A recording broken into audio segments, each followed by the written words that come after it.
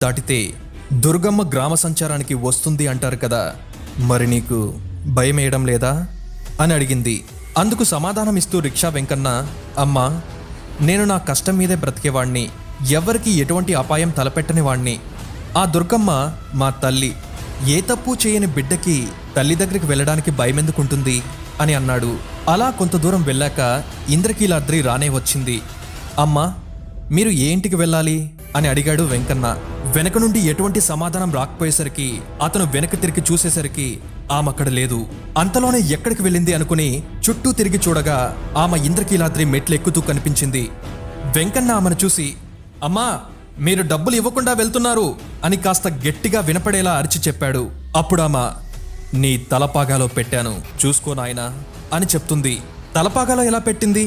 నాకు ఎటువంటి స్పర్శ కూడా లేదే అని రిక్షా వెంకన్న తలపాగా విప్పి చూశాడు. అందులో 10 రూపాయల నోటు